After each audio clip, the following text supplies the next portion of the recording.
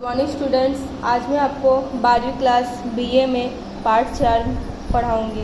बच्चों, कल हम लोगों ने व्यवस्था तंत्र के ढांचा के विषय में जाना। व्यवस्था तंत्र के कुल 5 ढांचों के विषय में हम लोग जाने थे।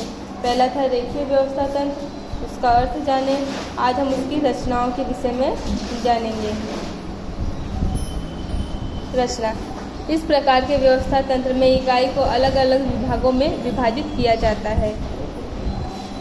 रेखीय व्यवस्था तंत्र में क्या है, इकाई को अलग अलग विभागों में बांट दिया जाता है। प्रत्येक के लिए अलग विभागीय अधिकारी की नियुक्ति की जाती है। प्रत्येक विभाग के लिए अलग अलग अधिकारी नियुक्त किए जाते हैं। इस विभागीय अधिकारी का अपने विभाग के कार्य के लिए उच्च अधिकारी के प्रति दायित्व होता है।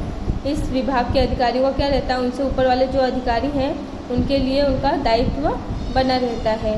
विभागीय अधिकारी को विभाग के सभी आवश्यक अधिकार प्रदान किए जाते हैं। जो विभागीय अधिकारी होते हैं उनको विभाग के जितने जरूरी अधिकार हैं वो सब प्रदान किए जाते हैं ताकि वो सही समय पर सही निर्णय ले सकें। इस प्रकार के व्यवस्था तंत्र में व्यवस्था तंत्र की रचना कार्यानुसार नहीं बल्कि विभाग आधारित होने से इसे विभागीय व्यवस्था तंत्र के रूप में जाना जाता है। रेखीय व्यवस्था तंत्र: संचालक मंडल, जनरल मैनेजर। इसमें 3 लोग, जनरल मैनेजर में 3 लोग आते हैं। पहला उत्पादन विभाग, दूसरा प्रबंध विभाग, तीसरा विक्रय विभाग। उत्पादन विभाग यानी क्या होता है, प्रोडक्शन वाला विभाग। प्रबंध विभाग यानी व्यवस्था करने वाला विभाग। तीसरा है विक्रय विभाग यानी माल बेचने की प्रक्रिया करने वाला। और क्रय अधिकारी यानी कि जो मूल्य दिया है उस मूल्य पे खरीदना, उसको क्रय अधिकारी वाला विभाग कहते हैं। उत्पादन अधिकारी यानी प्रोडक्शन मैनेजर। प्रबंध अधिकारी यानी व्यवस्था तंत्र का अधिकारी। हिसाबी अधिकारी यानी कार्य किस तरह हो रहा है, किस तरह उन सबका हिसाब किताब करने वाला। विक्रय अधिकारी यानी कि कितने चीज़ें बिक गई हैं, कितनी नहीं, उसका हिसाब किताब रखना। विज्ञापन अधिकारी यानी जो इकाई में कार्य कर रहे हैं, जिस वस्तु पर कार्य किया जा रहा है, जिसका उत्पादन किया जा रहा है, उसका प्रचार प्रसार करना। लिपिक मतलब क्लर्क। सुपरवाइजर यानी सुपरवाइजर। लिपिक यानी प्रबंध अधिकारी के नीचे क्लर्क होता है, हिसाबी अधिकारी के नीचे भी क्लर्क होता है, विक्रय अधिकारी के नीचे सेल्समैन होता है। विक्रय अधिकारी यानी सेल्समैन यानी कि उस जगह जगह अपनी चीज़ों को सेल करता है यानी बेचता है। विज्ञापन अधिकारी के नीचे कर्मचारी होते हैं। फॉरमैन यानी ये भी सुपरवाइज़र जैसे ही होते हैं और उस सुपरवाइज़र के नीचे श्रमिक।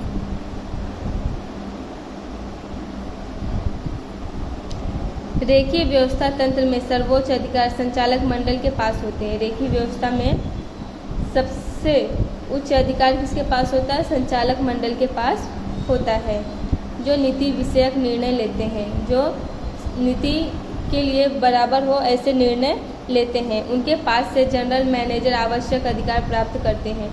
उनके पास से जनरल मैनेजर क्या है, जितनी ज़रूरत हो उतने अधिकार प्राप्त करते हैं। जनरल मैनेजर मुख्य प्रबंधकीय अधिकारी के रूप में होता है, जो संचालक मंडल द्वारा लिए गए निर्णयों का अमल विभागीय अधिकारियों से करवाता है। ऊपर के चार्ट में व्यवस्था तंत्र उत्पादन, विक्रय और प्रबंध ऐसे 3 विभागों में विभाजित है। ऊपर का जो चार्ट है वो 3 विभाग में दर्शाया गया है। प्रत्येक विभाग में महत्वपूर्ण कार्यों के आधार पर क्रय, उत्पादन और जो अपने विभाग के लिए संपूर्ण उत्तरदायी होता है। इन अधिकारियों के अधीन सुपरवाइजर, फोरमैन और लिपिक जैसे कर्मचारी कार्य करते हैं।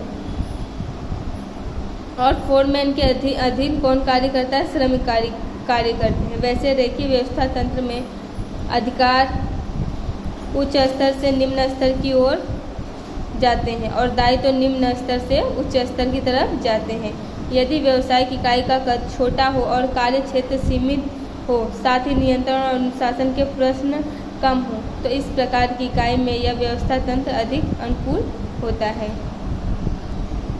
अब है कार्यानुसार व्यवस्था तंत्र। इसका अर्थ रेखीय व्यवस्था तंत्र कार्य की तुलना में विभाग को अधिक महत्व देता है।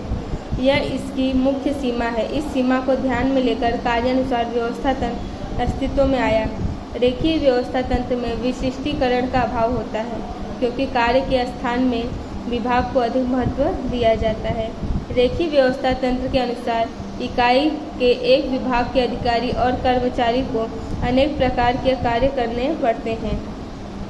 स्वाभाविक है कि ये अधिकारी और कर्मचारी प्रत्येक कार्य में विशेषज्ञ नहीं हो सकते हैं। इसलिए ऐसे व्यवस्था तंत्र की रचना की गई है जिसमें विशिष्ट ज्ञान वाले विशेषज्ञ व्यक्ति को इकाई के निश्चित कार्यों का दायित्व सौंपा जाता है, जिसे कार्यानुसार व्यवस्था तंत्र कहते हैं। उदाहरण के तौर पे कर्मचारी संचालन विभाग का अधिकारी कर्मचारियों की भर्ती, स्थानांतरण, पदोन्नति आदि कार्य संभालता है। जो कर्मचारी होता है संचालन विभाग का, वो अधिकारी कर्मचारियों की कब भर्ती करना है, कब उनका बदली करना है, कब उनको प्रमोशन करना है, ये सब का कार्य इसमें संभालता है।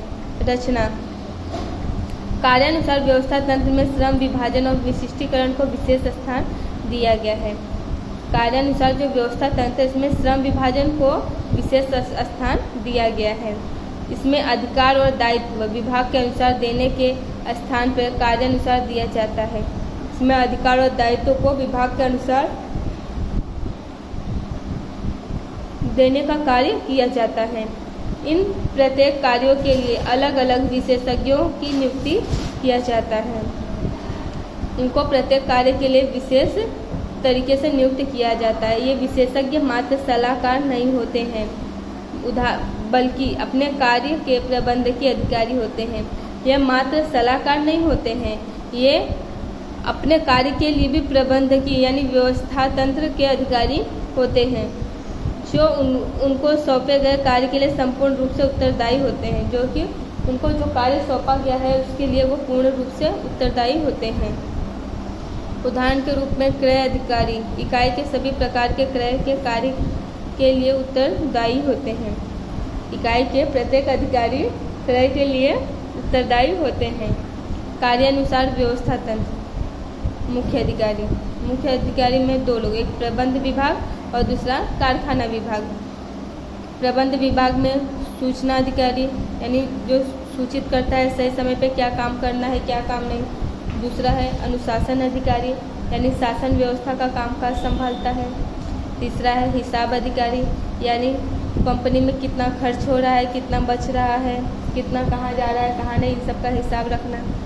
चौथा है मार्गदर्शन अधिकारी, समय समय पर कार्य कर्मचारियों को मार्गदर्शन देना कि कैसे कार्य करना है और कैसे कार्य नहीं करना है। अब है दूसरा कारखाना विभाग। कारखाना विभाग में समूह अधिकारी यानी समूह में रह के कार्य करना। दूसरा है गति अधिकारी यानी कि धंधे में कार्य किस तरह हो रहा है, किस तरह गतिविधियां हो रही हैं, उन सब की देख रेख करना। तीसरा है गुणवत्ता नियंत्रण अधिकारी यानी कार्य किस क्वालिटी के किस समय पे हो रहे हैं, किस तरह पूरे हो रहे हैं, सही रूप से हैं या नहीं, उन सब का देख रेख करने वाला अधिकारी। फिर मरम्मत कार्य मतलब कि कंपनी में कौन सी चीज़ें खराब हो रही हैं, कौन सी नहीं, इन सब का मरम्मत सही समय पे करवाना। प्रबंध विभाग में कर्मचारी कार्य करते हैं और कारखाना विभाग में श्रमिक कार्य करते हैं। कार्यानुसार व्यवस्था तंत्र में सर्वोच्च अधिकार मुख्य अधिकारी के पास होता है। ऊपर चार्ट में बताए अनुसार इकाई को दो विभाग में विभाजित किया जाता है। प्रत्येक विभाग में कार्यों की सूची तय करके उसके आधार पर कार्य के भाग को निश्चित करके अलग अलग उत्तरदायी अधिकारियों को अधिकार दिया जाता है। इसमें मतलब हर प्रत्येक विभाग को अलग अलग किया जाता है, फिर उसमें अलग अलग अधिकारी को अलग अलग कार्य सौंपा जाता है और उनके कार्य के हिसाब से उनको अधिकार भी साथ में सौंपा जाता है। इसके लिए प्रत्येक अधिकारी इकाई के प्रत्येक कर्मचारी को उसके कार्य के संबंध में आदेश दे सकता है। इसलिए प्रत्येक अधिकारी क्या है, अपने कर्मचारी को उसके कार्य के संबंध में आदेश दे सकता है। इस प्रकार की व्यवस्था तंत्र की रचना करते समय विशेष रूप से इस बात का ध्यान रखना चाहिए कि कोई भी कार्य सौंपे बिना न रह जाए और कोई कार्य को दोहराया न जाए, यानी कि इसमें ध्यान देना चाहिए कि कोई भी कार्य सौंपना बाकी न रह जाए और किसी भी कार्य को दोबारा दोहराया न जाए। जिन व्यावसायिक इकाई में कार्यों के स्वरूप में अधिक भिन्नता हो, ऐसी इकाइयों के लिए इस प्रकार व्यवस्था तंत्र अधिक अनुकूल होता है। तो बच्चों धन्यवाद। आगे अगले वीडियो में मैं आपको औपचारिक व्यवस्था तंत्र के विषय में समझाऊंगी।